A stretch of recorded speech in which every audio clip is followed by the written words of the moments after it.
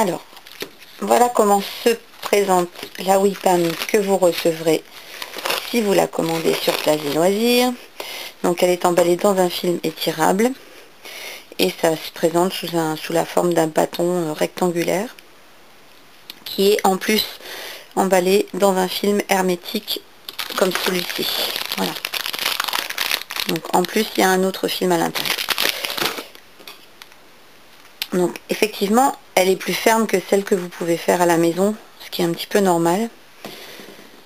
Le procédé de cuisson n'est pas tout à fait le même que celui qu'on utilise nous. Mais si vous la prenez comme ça dans vos mains, vous voyez tout de suite en fait qu'elle est vite malléable si vous la triturez un tout petit peu. Voilà. En fait, ça fait comme les pâtes polymères, il faut un petit peu les conditionner avant pour réussir à avoir une texture agréable. Voilà. Je la trifouille juste un peu. Je vais faire un mélange, donc j'ai pris du jaune et je vais prendre du rouge. Donc ça c'est le rouge primaire. Donc j'en prends un petit peu moins. Et on remballe toujours soigneusement après. Ce que je n'ai pas fait pour la jaune. Voilà. Si vous laissez votre porcelaine froide à l'air, elle sèche, hein, évidemment. Voilà. Donc je la triture un tout petit peu. C'est sûr que c'est plus facile quand c'est des tout petits morceaux, mais rien ne vous empêche par exemple au départ conditionner l'ensemble de votre pâton en le malaxant après avoir coupé plein de petits morceaux. Vous pouvez même, ce que je fais moi facilement, c'est que je le passe dans la machine à pâte et ça l'assouplit. Ça assouplit la porcelaine froide. C'est bien pratique. Voilà. Donc là j'ai le orange qui commence à apparaître. Je vais pousser ça et je vais mettre sur la table pour pétrir directement.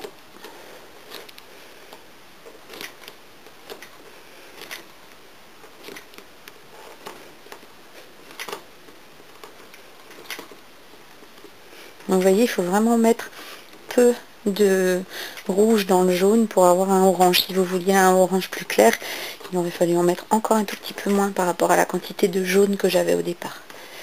Il ne faut jamais perdre de vue que ça fonce encore après. Voilà, et on voit déjà que là j'ai quelque chose de beaucoup plus souple. Donc elle s'arrache et elle se casse. Ça c'est normal. Je vais vous montrer en rajoutant un tout petit peu de blanc.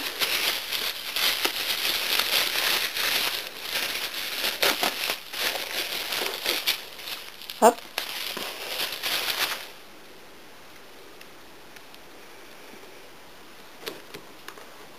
Donc si je veux, là à partir du blanc et du orange, je peux déjà obtenir des marbrures par exemple, si je voulais. Donc j'en tortille comme ça. Hop. Donc les marbrures elles apparaissent tout de suite, hein, on le voit quand on tortille. Donc à ce stade là, après on peut soit passer le bâton dans la machine à pâte ou alors l'étaler au rouleau si on n'a pas de machine à pâte, hein, tout simplement. Et ça donne quelque chose d'assez joli. Moi c'est pas mon but puisque je veux une couleur uniforme, donc je vais continuer de malaxer jusqu'à ce que j'ai un orange un peu plus clair, mais dont je sais qu'il va devenir foncé quand la pâte aura complètement séché.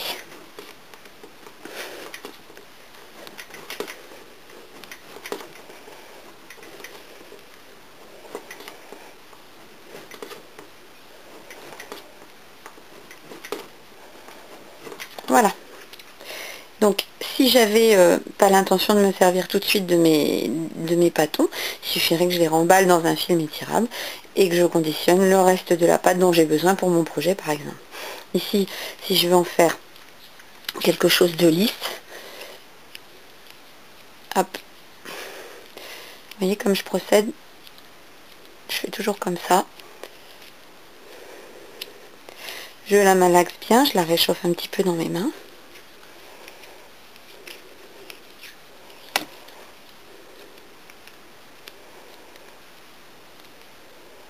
C'est sûr que si vous avez l'habitude de la faire vous-même, comme la plupart du temps les gens que je croise dans les stages, on la font molle. En général, elle est un petit peu trop molle. Enfin, à mon goût. Moi, j'ai l'habitude de travailler des pâtes fermes. Et ici, regardez, en fait, ce que je fais, c'est que j'appuie très très fort. Voilà.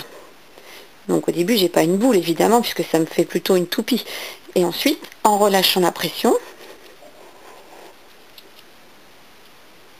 voilà, je me retrouve avec une boule bien lisse. Si je vous la montre, il n'y a aucune aspérité dedans. Et ensuite, par exemple, admettons que je veuille faire une robe, et ben je vais transformer cette boule en boudin. Je vais en faire un cône. Donc là déjà j'ai une forme de carotte. Et ici, hop, je vais faire un creux avec mon pouce.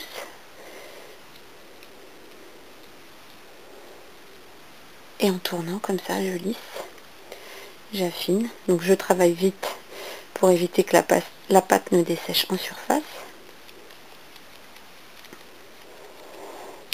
Donc là j'ai déjà une petite base pour une petite robe par exemple. Ou un chapeau de sorcière ou de lutin, hein, c'est toujours le même principe. Et ici, si je veux, bah, par exemple, je peux m'amuser avec une mirette à festonner le bas de la robe. Je vais en prendre une.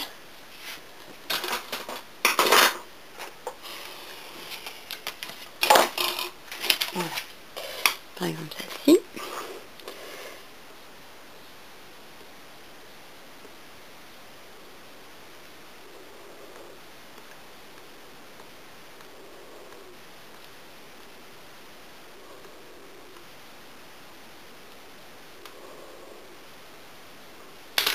Hop.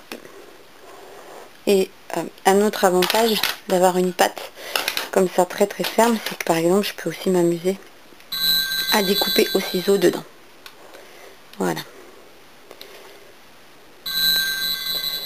Le téléphone, ce sont les aléas du direct. Voilà. Et à affiner après. Et à enrouler les pointes par exemple. Enfin on peut faire à peu près absolument tout ce qu'on veut. Voilà.